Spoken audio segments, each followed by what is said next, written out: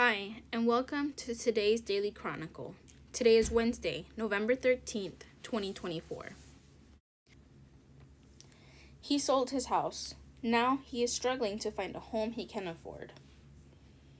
Bob Nicholson stands in front of the townhouse in Burke, Virginia. He sold last year because he and his wife were moving abroad. Back in the U.S., sooner than they expected, Nicholson now regrets selling his home. It can be hard to get a foothold in today's tough housing market. Bob Nicholson would know. He sold his home last year, but is now struggling to find a new one he can afford. Until last June, the 58-year-old was an owner of a townhome in Burke, Virginia, a moderately expensive suburb in Washington, D.C. It was an end unit. It had a large backyard, fireplace, in a nice community here in Burke, he says. He put a lot of work into the home, and it was in great shape. Then his wife, who works for the State Department, got a job posting in Melbourne, Australia.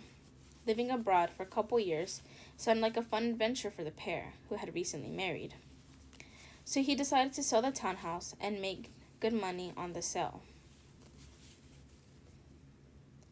I thought about renting the place while I was gone, said Nicholson, and just wasn't comfortable with the notion of being a landlord from the other side of the world. Annual home sales have dropped in recent years. Existing home sales of single-family homes, condos, and co-ops. 2024 data is from January to September. Nicholson also figured housing prices would soon peak and fall anyway, but things didn't go as planned. He wasn't able to get an IT job in Australia as he'd hoped.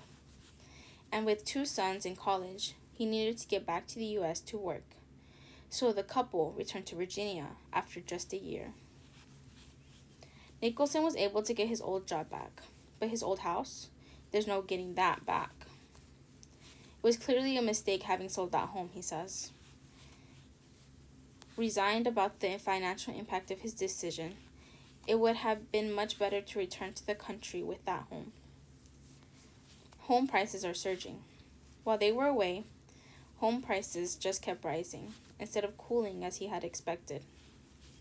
Home prices in Burke have increased 15% in the last year. Nationally, the median existing home price has gone up about 50% in the last 5 years. Nicholson and his wife, Cindy, are renting for now. They plan to use the proceeds from the townhome toward a down payment on their next home. But with home prices higher, it won't cover as much as they'd hope. I'm very frustrated. The real estate market is, in my opinion, far too hot and just continues to get worse, Nicholson says. Now they're looking for a fixer-upper single-family home in the $650,000 to $700,000 range, more than $100,000 over what they'd be hoping to spend. The median home price has risen almost 50% over the last 5 years. Nicholson hopes to retire at age 67, 9 years from now. That's another reason he's wary of taking on a big mortgage. Nicholson hopes to retire. Part of the definition of retirement is that you've paid off your home, you've paid off your cars, and you're ready to make that change in life, he says. To get across that finish line for me, mentally, means that I need to be able to buy a home now and finish paying it off later by the time I reach retirement. They plan to put at least 25%, take on a 15-year mortgage, and pay it off early, if they can find suitable home prices where that's possible. High prices, few sales.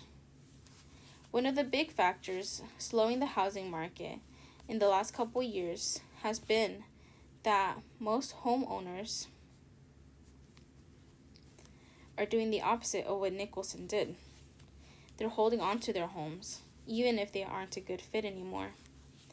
Due to the exceptionally low mortgage rates they were able to lock in a few years ago, nearly 60% of active mortgages in the U.S.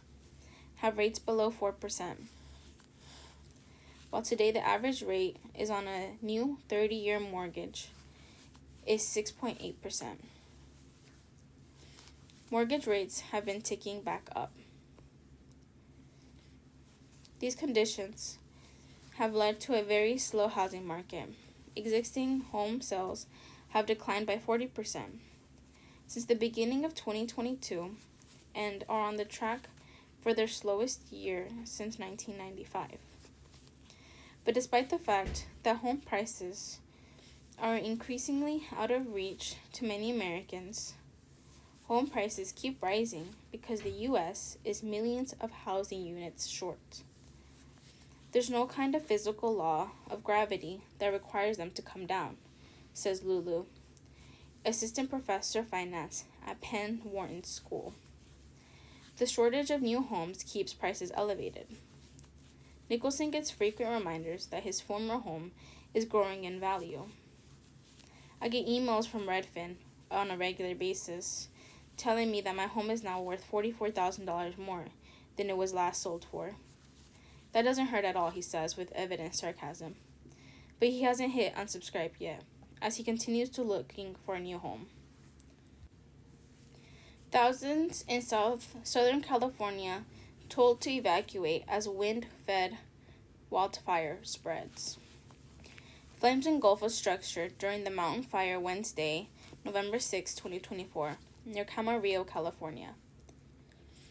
Moore Park, California.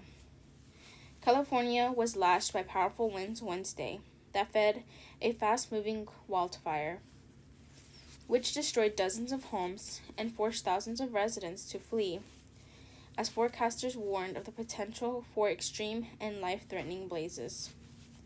Northwest of Los Angeles, the mountain fire exploded in size and prompted evacuation orders for more than 10,000 people, as it threatened 3,500 structures in suburban communities, ranches, and agriculture areas around Camarillo, according to a statement from Governor Gavin Newsom.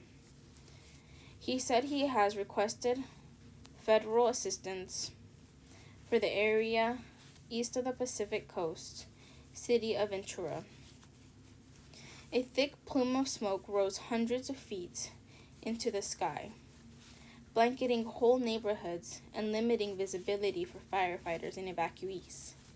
The fire grew from less than half a square mile to 16 square miles in little more than 5 hours.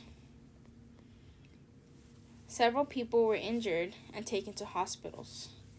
The Ventura County Fire Department said it was not immediately clear how they got hurt. The erratic winds and limited visibility grounded fixed windcraft and gusts topping 61 miles per hour, said Weather Service meteorologist Brian Lewis. Water-dropping helicopters were still flying. Aerial footage from local television network showed dozens of homes in flames across several neighborhoods as embers were whipped from home to home. Other footage captured horses trotting alongside evacuating vehicles. Jade Katz, who said she is disabled and does not drive, waited for a friend to pick her up in her Camarillo Heights home with a suitcase full of medication and Bella, her Great Dane service dog. As she watched the neighborhood burn, but the friend couldn't reach her, so first responders sent a squad car to escort her safely. Andrew Dowd, a Ventura County fire spokesperson, said he did not have details of how many structures had been damaged. Gus Garcia, who owns a ranch south of the fire, said he's waiting to see whether conditions will change to decide if he should evacuate his horses and cattle. Around 12:30 p.m., his animals were still safe, and he was trying to stay out of the way as others got their livestock out. His ranch is surrounded by others with horses and alpaca, and Garcia said his neighbors in the canyon did not seem panicked. The horse community, they prepare for this because it's always a possibility up here, he said. Meanwhile, in the south, Los Angeles County Fire Department crews scrambled to contain a wildfire near Malibu's Broad Beach as authorities briefly shut down the Pacific Coast Highway as flames burned near multi-million-dollar properties. Residents were urged to shelter in place while aircraft dropped water in the 50-acre Broad Fire. It was 15% continued around 12:30 p.m., with a forward progress stopped. Fire officials said 2 structures burned. The National Weather Service office for the Los Angeles area amended its red flag warning for the increased fire danger with a rare, particularly dangerous situation label. And officials in several counties urged residents to be on watch for fast-spreading blazes, power outages, and downed trees amid the latest round of notorious Santa Ana winds. With predicted gusts between 50 miles per hour and 100 miles per hour, the humidity levels as low as 8%, parts of Southern California could experience conditions ripe for extreme and life-threatening fire behavior into Thursday, the Weather Service said. Forecasters also issued red flag warnings until Thursday from California's Central Coast through San Francisco Bay Area and 2 counties to the north where strong winds were also expected.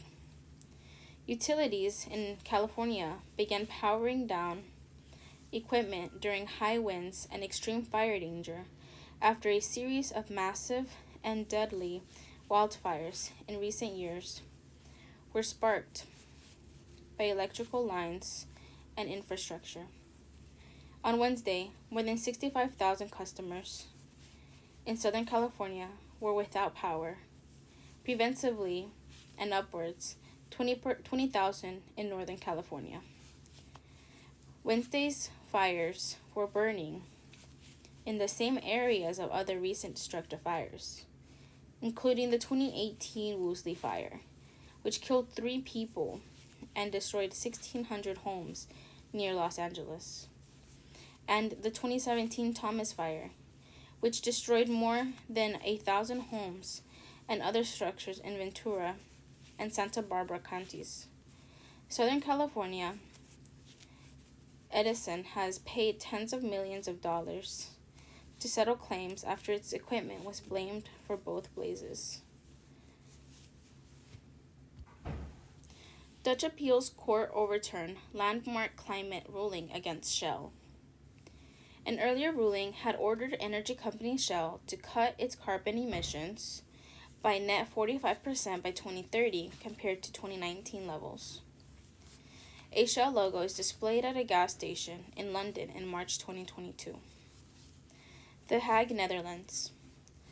A Dutch appeals court on Tuesday overturned a landmark ruling that ordered energy company Shell to cut its carbon emissions by net 45% by 2030 compared to 2019 levels, while saying that protection against dangerous climate change is a human right. The decision was a defeat for the Dutch Arms of Friends of the Earth and other environmental groups, which had hailed the original 2021 ruling as a victory for the climate.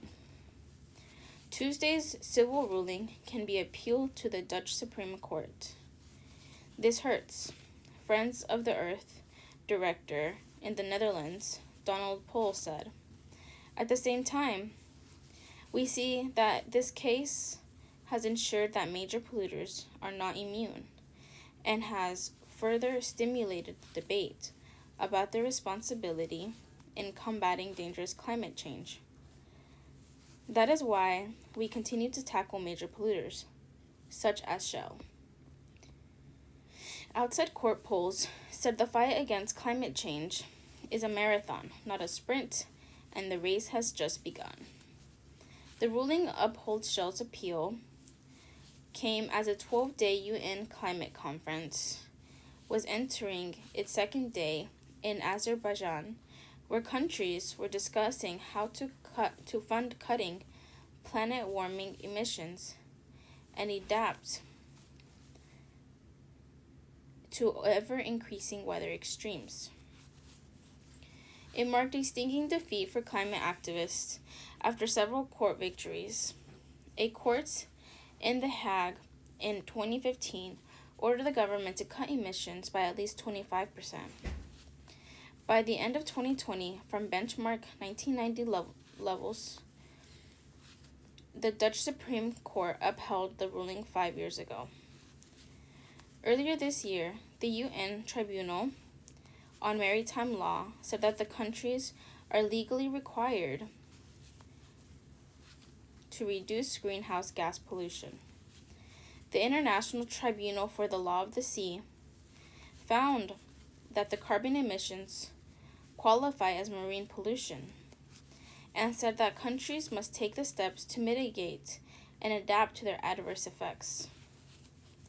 And in April, Europe's highest human rights court ruled that countries must better protect their people from the consequences of climate change. In December, the top UN legal body, the International Court of Justice, is holding public hearings on climate change after the world body requested a non-binding advisory opinion on the obligation of states in respect of climate change. Dozens of countries are set to present arguments at 2 weeks of hearings. In a written summary of Tuesday's rulings, the court said that Shell has a duty of care to limit its emission. But it's annulled the lower court's decision because it was unable to establish that the social standard of care entails an obligation for Shell to reduce its CO2 emissions by 45% or some other percentage. There is currently insufficient consensus in climate science on a specific reduction percentage to which an individual company like Shell should adhere. Shell has emitted 36,528 million tons of carbon dioxide, or CO2, since 1854, which is 2.1% of global emissions, according to an April report by the Carbon Majors database. Presiding Judge Carla Jostra said that the Shell already has targets for climate warming carbon emissions that are in line with demands of Friends of the Earth, both for what it directly produces and for emissions produced by energy the company purchased from others. The court then ruled that for Shell to reduce CO2 emissions caused by buyers of Shell products, Shell could meet an obligation by ceasing to trade in fuels purchased by third parties. Other companies would then take over that trade. Joustra said the court's final argument is that Friends of the Earth's claims cannot be granted. The court therefore annuls the district court's judgment. Climate activists sitting outside on the courthouse steps hugged, and some appeared close to tears after the decision. To be honest, I was really just disappointed, Neil Boland said. I was almost crying. I was in there in the court and I was just like, at first it looked really good for us, but then it just went downhill. Shell, meanwhile, welcomed the ruling. We are pleased with the court's decision, which we believe is the right one for the global energy transition. The Netherlands and our company, Shell plc Chief Executive Officer Will Sawan, said in a written statement, our target is to become net zero emissions energy business by 2050 remains at the heart of Shell's strategy and is transforming our business. Why high prices topple Democrats and other governments around the world. Inflation, including a 39% jump in egg prices in the last year, soured many voters on the Democrats just as they toppled other incumbent political leaders around the world. This year's election results made one thing clear. People really don't like paying more for everyday expenses. And when prices soar, the politicians who are in power often pay for it. as Vice President Kamala Harris and congressional Democrats experienced firsthand. Among those fed up with high cost of living was Teresa Wolf, a Trump supporter in St. Petersburg, Florida. It affects my budget and everyone I know. I know because we're paying more for groceries, she says. It's shocking. I mean, I had a heart attack at Publix when a bag of tortilla chips, I think it was $7.99.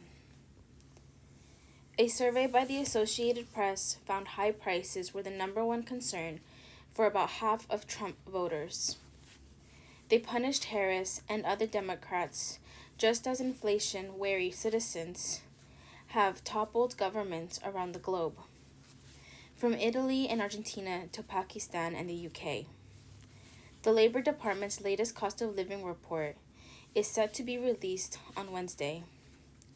Even though inflation has cooled significantly from a peak of 9.1% in June of 2022 to 2.4% this September, many voters remain unhappy with the cumulative price hikes of the last 2 years. Even my daughter, who's a liberal, is a Trumper, says Wolf. We've had enough. Inflation over the past 10 years. Headline inflation reflects price changes on all items, while core inflation excludes volatile food and energy categories. Inflation can topple governments. Maizar Minovi, CEO of the Eurasia Group, has studied the political reaction to dozens of inflation spikes going back decades and found the party in power was about twice as usual to be ousted. When there is an inflammatory shock across the world, the risk of the incumbents getting kicked out, no matter what party or persuasion they are, goes up a lot, he told NPR. Minovi's research shows voters aren't inclined to forgive inflation, even when, as in this case, it's happening all over the world. It also didn't seem to matter much to voters if the price surge occurred in isolation or was part of a global inflationary shock.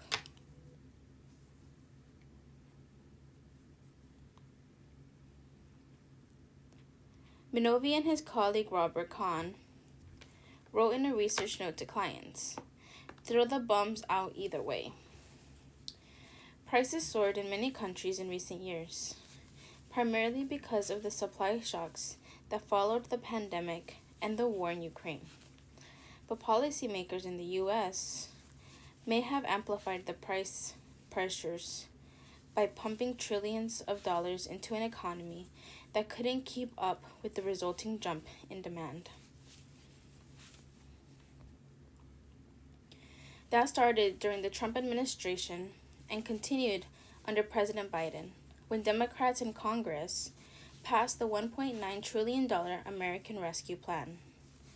Burned by the sluggish recovery after the great financial crisis, when they felt the government hadn't acted boldly enough, Democrats were determined not to make the same mistake. I think the price of doing too little is much higher than the price of doing something big, Treasury Secretary Janet Yellen told the CNBC early in 2021. We think the benefits will far outweigh the costs in the longer run.